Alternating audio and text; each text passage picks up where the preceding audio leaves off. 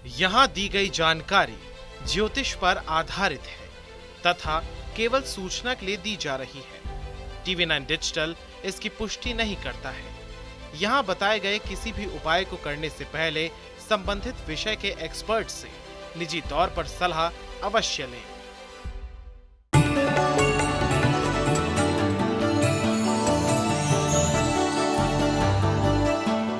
नमस्कार, astro science में आपका बहुत बहुत स्वागत है। मैं हूं आपके साथ कीर्ति अरोड़ा और मेरे साथ है एस्ट्रो साइंटिस्ट गुरुदेव जीडी वशिष्ठ जी। सर, आपका बहुत बहुत स्वागत है। दाता खुशियां दे, सदा सुखी रखे पर। धरती पर अगर स्वर्ग है तो वो सिर्फ माँ के चरणों में है।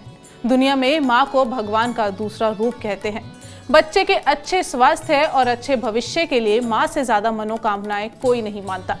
हमेशा खुद को पीछे रखकर बच्चों की भलाई करने वाला कोई और नहीं, सिर्फ माँ है। माँ और बच्चों का रिश्ता सबसे अनमोल रिश्ता है। लेकिन अगर आपकी माँ को आपके ही कारण ना चाहते हुए भी कष्ट मिल रहे हैं तो घबराएं नहीं, क्योंकि आज के दिन विशेष गुरुदेव आपको बताने वाले हैं कैसे आपकी माँ के हर कष्ट दूर हो जाएंगे। इसके साथ साथ आपकी राशि के पूरे दिन का हाल भी हम जानेंगे। गुरुदेव, तो सबसे पहले हम यही जानते हैं, माँ के सुख का कारक बच्चे की कुंडली में कौन सा देखा जाता है? भोलेनाथ। क्योंकि आप अगर भोलेनाथ का कोई भी आप चरित्र उठा लीजिए, आप उनका शास्त्र उठा लीजिए, ठीक है, आप जब उसे पढ़ेंगे तो आपको माँमयी ममता का फील उसी के अंदर आएगा। भोलेनाथ अपने हर भक्त को बच्चों की तरह ही संभाल के रखते हैं और बाप वाला नहीं, माँ वाला प्यार भी देते हैं, ठीक है।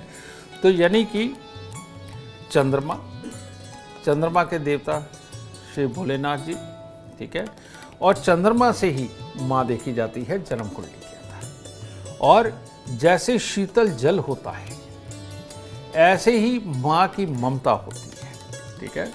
अब शीतल जल को जब उबाला जाता है तो वो भी माँ ही होती है जब माँ पिटाई करती है, ठीक है। तो जल का खौलना यानी कि माँ को गुस्सा आना, और जल का शीतल होना यानी कि माँ की गोद, जो पूरी दुनिया में सबसे सुरक्षित जगह मानी जाती है, वो बनती है। और माँ की लोरियाँ, उसका दुलार, वो आनंद देता है, ठीक है। तो चंद्रमा से माँ को देखा जाता है या माँ के कारक चंद्रमा बनते हैं। चर्चा जारी रहेगी, लेकिन सबसे पहले बात करेंगे हम मेष, वृषभ और मिथुन राशि वालों की। तो बात करते हैं मेष राशि वालों की। आज परिवार के साथ कहीं पर भी मस्ती में वक्त बिताना हो, उसके लिए दिन भी बहुत बेहतर है। और कामकाज में जाकर के अगर काम को कामयाब करना हो तो उसके लिए भी दिन उत्तम है। तो किसी उपाय की ज़रूरत तो है नहीं, तो माता पिता का आशीर्वाद ले और शुरू करें अपना दिन। वृषभ राशि वालों के लिए आज दिन कुछ खास अच्छा नहीं है। स्वास्थ्य में कमी भी देखने को मिलेगी और कामकाज के अंदर नुकसान के हालात हैं। तो इसीलिए हो सके पहले से शुरू किए हुए काम वो तो करने ही पड़ेंगे, नई कोई शुरुआत ना करें। तो यहाँ थोड़ा संभल करके रहें और थोड़ी सी चने की दाल मंदिर में देकर तब दिन की शुरुआत करें। मिथुन राशि वालों का अपना दिन तो ठीक ठाक चल रहा है, लेकिन खास किसी व्यक्ति की वजह से आपको हानि उठानी पड़ सकती है। तो इसलिए थोड़ा सा संभल के रहें, डिपेंडेंसी कम करें, किसी पे डिपेंड ना रहें, ठीक है। और सुबह सवेरे थोड़े से फूल मंदिर में अर्पित करके तब दिन की शुरुआत करें। गुरुदेव, मेरा आपसे अगला सवाल, माँ अगर बार बार बीमार हो रही हैं तो इसके पीछे बच्चे की कुंडली का कौन सा ग्रह जिम्मेदार है और कौन सा योग देखा जाता है? बेटा, ये परिवार है। लाल किताब में एक वाक्य आता है, कहते माँ पर धी बाप पर घोड़ा, बहुत नहीं तो थोड़ा थोड़ा, ठीक है। तो बच्चों की जन्म कुंडली का असर वो भी माँ झेलती है। भाइयों की कुंडली में बहन का असर वो भी माँ झेलती है। पति की कुंडली में पत्नी का असर वो भी माँ झेलती है, ठीक है। तो कितनी जगह माँ को पिसना पड़ता है। अब यही नहीं कई बार पता चलता कि किसकी कुंडली के अनुसार माँ को सजा मिल रही है। तो वो बच्चे की कुंडली हो सकती है, वो पति की कुंडली हो सकती है यानी कि पिता की, और यह अपने ही भाई बहन की कुंडली के अंदर बहन के लिए अच्छा योग ना हो उसकी हो सकती है। लेकिन माँ जब बीमार होती है और बार बार होती है तो ऐसे में नेचुरली बात है ये इम्यूनिटी की कमी हो गई। तो ऐसे में किसी न किसी रूप में मंगल और पापी ग्रह ये किसी न किसी रूप में माँ वाले ग्रह को खराब कर रहे होते हैं, ठीक है। तो इसीलिए हमारे यहाँ दिन त्योहार के अंदर माएँ बहुत कुछ बना करके दान करने का काम करती हैं। और दान करने में आप चाहे हलवा पूरी लगा लीजिए, चाहे आप खीर पूरी लगा लीजिए, चाहे चटपटा कुछ बना करके वो दान करती हों, तो कुछ ना कुछ ये तले भुने ये बना करके माँ दान करती रहती है। और नहीं तो सूखा अनाज ही दान करती है। इनको स्पेशली तौर पे जो गृहिणियों को गाय की सेवा बोली गई है वो यही रीज़न है कि शुक्र हमेशा एक्टिव रहना चाहिए। दूसरा, आप देखेंगे कि शुरुआत से ही ब्याता औरतों को पाँव के अंदर बिछुए और पायल का एक विधान बनाया गया है। उसका कारण ये है कि ये सिर्फ दिखावा नहीं है, संस्कार नहीं है, ये एक्यूप्रेशर है। और एक्यूप्रेशर से अगर हम इनको अपनी उंगलियों को थोड़ा प्रेशर दे करके रखते हैं और जो मणिबंध पाँव का है, यानी कि ये गिट्टे के पास का हिस्सा है, इसके ऊपर जब प्रेशर पड़ता रहता है चांदी का ही, तो ऐसी अवस्था में उनकी इम्यूनिटी पूरी बरकरार रहती है। कमर पाँव में दर्द नहीं होते, पेट नहीं खराब होता, नज़र पे कोई बुरा असर नहीं आता।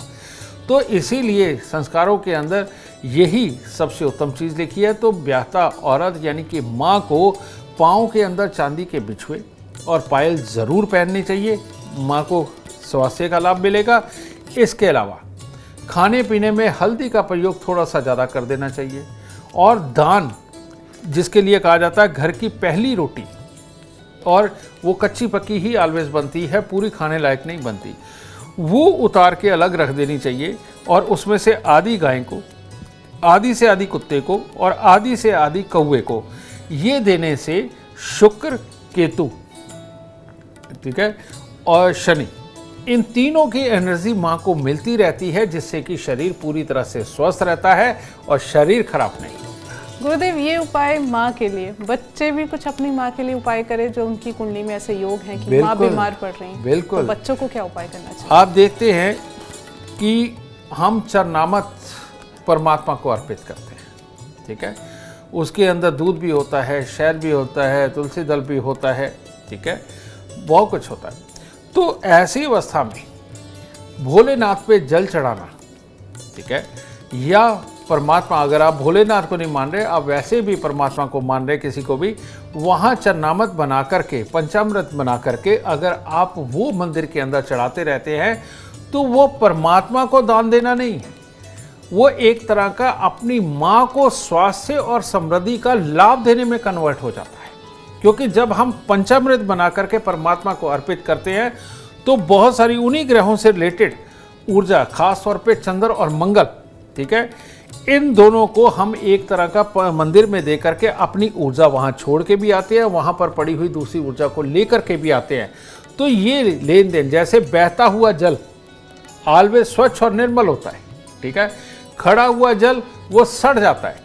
इसी तरह से हम मंदिर के अंदर जब पंचामृत बार बार जा कर के अर्पित करते हैं और वहाँ से आचमन लेकर के वो घर पे आते हैं, तो चंद्र और मंगल की ऊर्जा को दे के आते हैं और चंद्र और मंगल की फ्रेश ऊर्जा को साथ में ले करके आते हैं।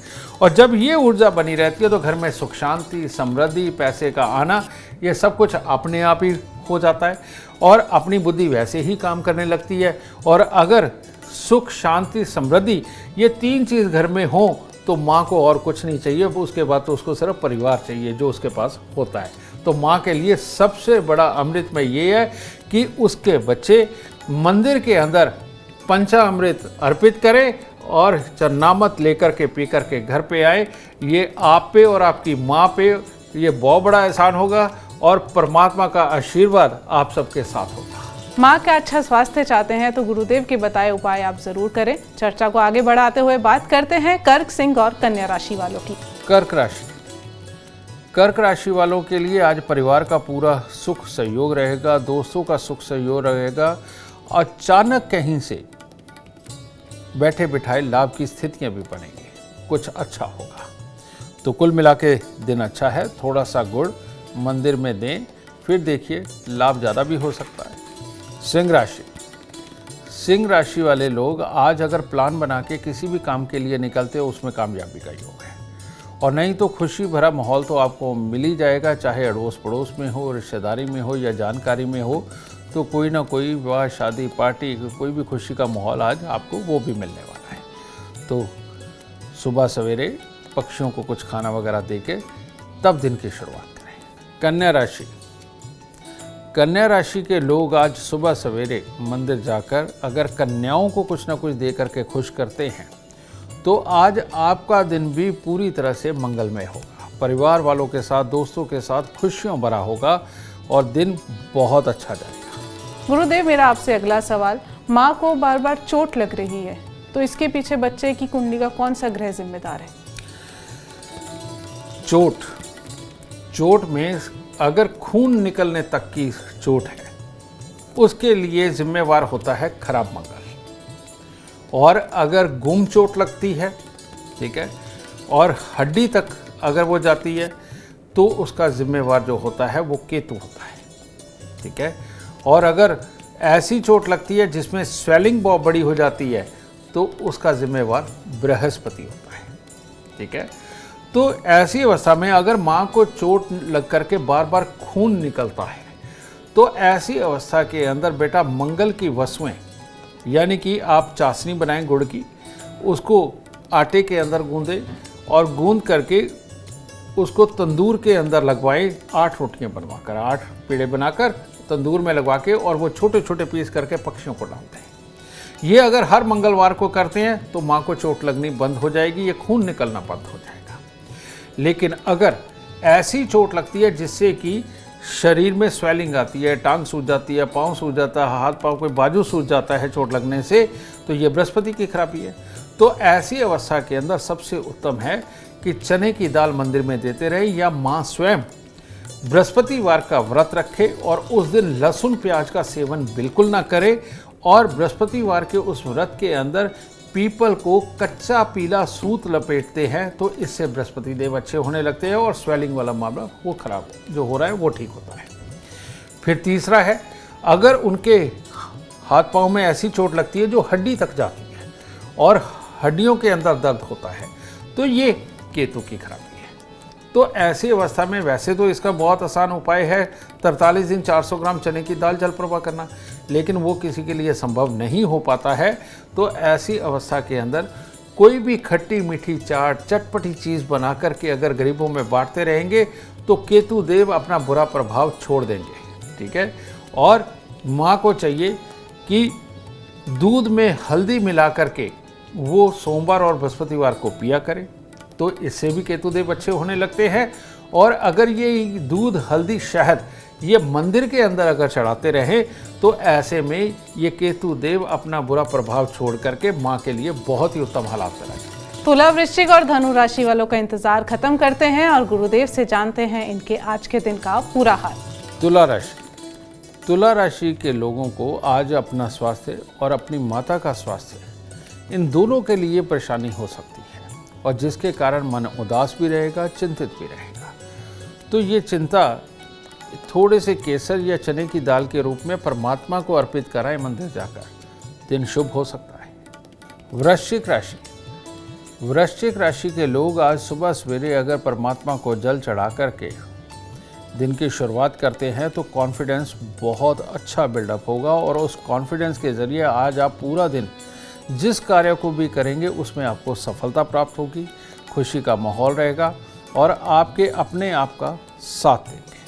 धनु राशि, धनु राशि के लोग आज अगर खोए की किसी भी प्रकार की मिठाई या पतासे मंदिर में चढ़ाकर दिन की शुरुआत करते हैं तो आज हर तरह की कामयाबी है, परिवार का सुख सहयोग भी है और हर तरह से खुशी भरा दिन भी है।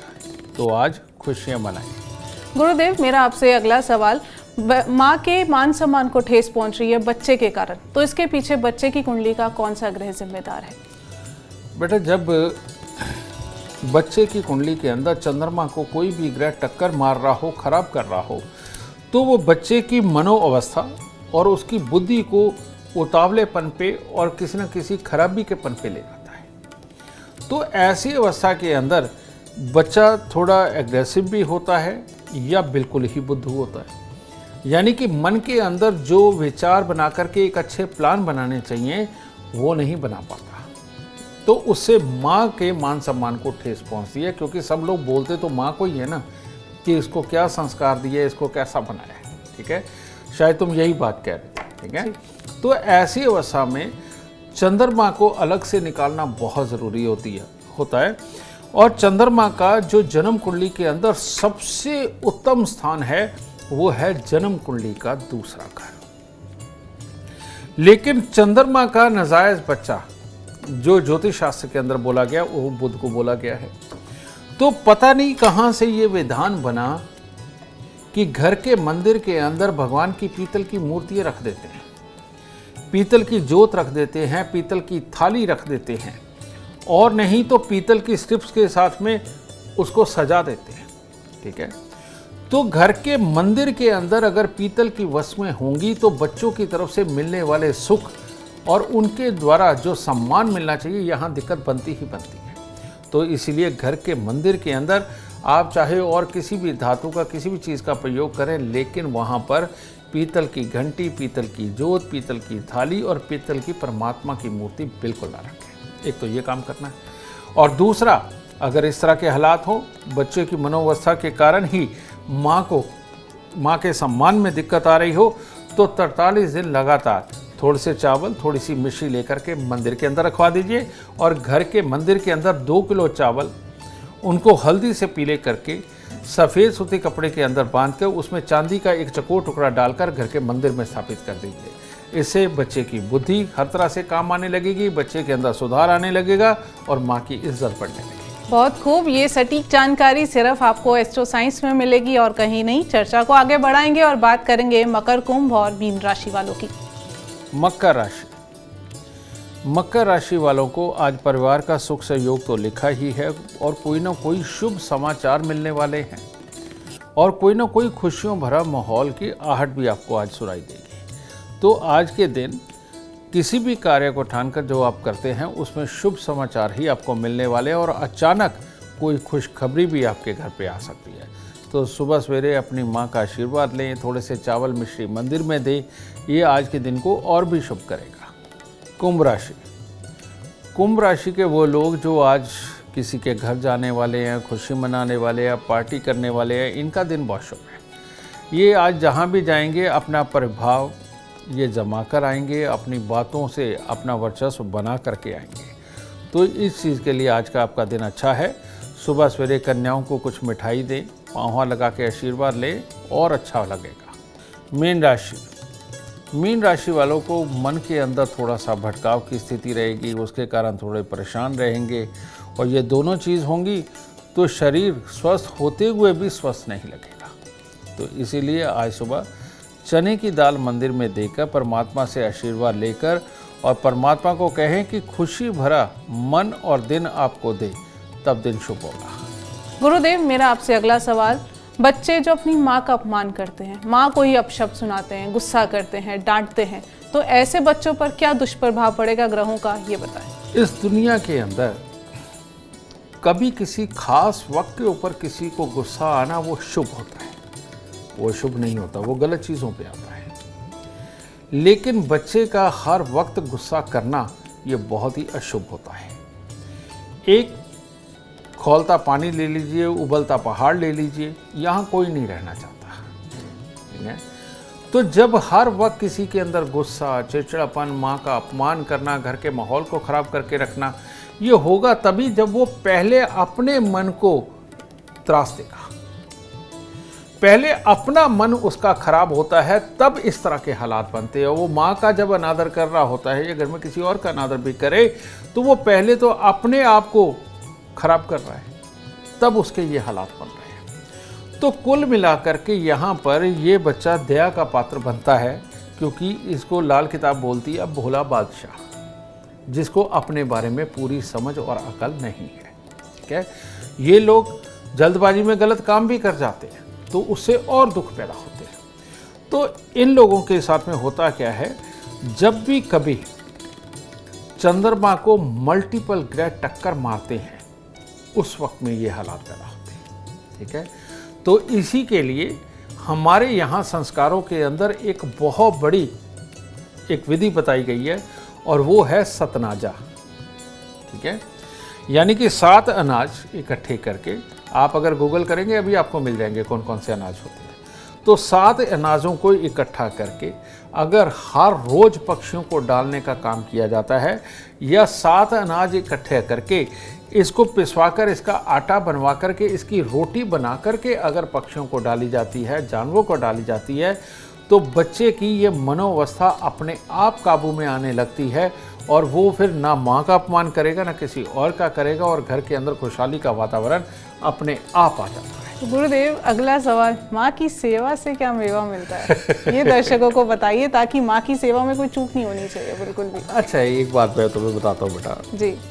जो लोग स्वार्थवश माँ की सेवा करते हैं कि प्रॉपर्टी मिल जाएगी, पैसे मिल जाएंगे, गहने मिल जाएंगे, ये लाख कोशिश कर लें बेटा, ये ज़िंदगी के अंदर कभी सुखी नहीं रह सकते। बस एक ज़िंदगी के अंदर झटका चाहिए जिसके अंदर ये गिरेंगे और उसके बाद उठ नहीं पाएंगे, क्योंकि जिस तरह का स्वार्थ अपने मन के अंदर है, ऐसा स्वार्थ कहीं हमारे बच्चों में भी ट्रांसफ़र हो गया ना, तो ये माँ बाप तो धक्के ही खाएंगे। ठीक है ना? तो इसीलिए माँ की सेवा स्वार्थ के साथ कभी नहीं करनी चाहिए। अब इसके बाद दूसरी बात पे आते हैं। माँ तो स्वयं सारे परिवार की सेवा करती है, तो उसको तो सेवा की जरूरत होती नहीं। माँ को एक ही पक्ष पे आकर सेवा की जरूरत पड़ती है जब वो स्वयं दिमागी रूप से या शारीरिक रूप से सक्षम ना रहे।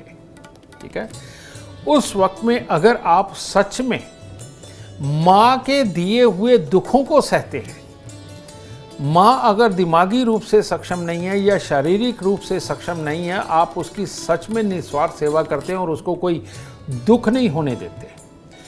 माँ के दिमाग की वजह से अगर घर में कलेश भी उत्पन्न हो रहा है, तब भी उसको खुश रखने का यत्न अगर आप लोग करते हैं, तो ये बनती है मन की एक्सरसाइज। मन यानी कि चंद्रमा। और इसको जैसे ही हम इतना पवित्र रखते हैं, निस्वार्थ रखते हैं और अपनापन जताते हैं, इससे आपको एक जबरदस्त कॉन्फिडेंस मिलता है कि आप गलत नहीं हो। और जब आपको ये कॉन्फिडेंस मिलता है तो आप दुनिया के बुरे से बुरे हालात के साथ में लड़ने को तैयार हो जाते हो और लड़ते भी हो। और चाहे आप 4 बार हार भी जाएं, लेकिन जो 5वीं जीत निकल के आएगी वो बहुत ही सुखकारी होगी और आपको जीवन का पूरा आनंद देगी। तो माँ की सेवा निस्वार्थ करने से आदमी अपने कामकाज के अंदर बहुत तरक्की पैदा करता है, कामकाज के अंदर नाम कमाता है, समाज के अंदर, अपने संस्थान के अंदर नाम कमाता है, और वो किसी का मोहताज नहीं होता और स्वयं कमा करके खाना उसको आता है और जीवन चलाना उसको आता है। माँ की सेवा इतना कुछ दे देती है बेटा, तो इसलिए माँ की सेवा निस्वार्थ करनी चाहिए। गुरुदेव, जिन माँओं को संतान सुख नहीं है, वो माँ क्या उपाय करें? बेटा, इसके लिए, क्योंकि ये बहुत लंबी कहानी है तो इसीलिए किसी और दिन बताऊंगा, लेकिन इतना ही मैं कह सकता हूँ कि जिन माँओं को संतान का सुख नहीं है, उनको संतान प्राप्त नहीं हुई है, वो 11 पूर्णमासी अगर ब्रह्म सरोवर, ठीक है, पुष्कर राज्य में जाकर के स्नान करते हैं, पहले पूजा करते हैं, फिर स्नान करते हैं और आचमन लेते हैं वहाँ जाकर के 11 बार, मियाँ बीवी दोनों, तो उनको संतान की प्राप्ति जरूर दर जरूर होगी। ब्रह्मा जी की कृपा उन पर जरूर बरसेगी। उम्मीद करते हैं आपको आज का एपिसोड अच्छा लगा हो और गुरुदेव की बताई बातें आपके काम बनाए। और अगर आप जीवन में सफलता चाहते हैं, अपार धन और लाभ चाहते हैं, तो गुरुदेव के बताए उपाय जरूर करें। उम्मीद करते हैं आपको आज का विषय पसंद आया होगा। कल आपके सामने लेकर आएंगे एक और विषय जो आपके कॉम्प्लिकेटेड लाइफ को बना देगा आसान और खुशियों से भरपूर। अगर आप हमारे गुरुदेव से मिलना चाहते हैं या पर्सनली बात करना चाहते हैं तो हमें कॉल करें। हमारा नंबर है 99990522। आप भी सुख, समृद्धि और खुशहाली चाहते हैं और चाहते हैं कि आपके दुखों का अंत हो जाए, इसके लिए एस्ट्रो साइंस ऐप डाउनलोड करना ना भूलें। फिलहाल समय हो गया है आपसे इजाजत लेने का। आप बने रहिए हमारे साथ और हमारे एस्ट्रो साइंटिस्ट गुरुदेव जी वशिष्ठ जी के साथ देखना ना भूलें एस्ट्रो साइंस रोजाना सुबह 8 बजे। और एस्ट्रो साइंस की पूरी टीम की तरफ से मदर्स डे की बहुत शुभकामनाएं। नमस्कार।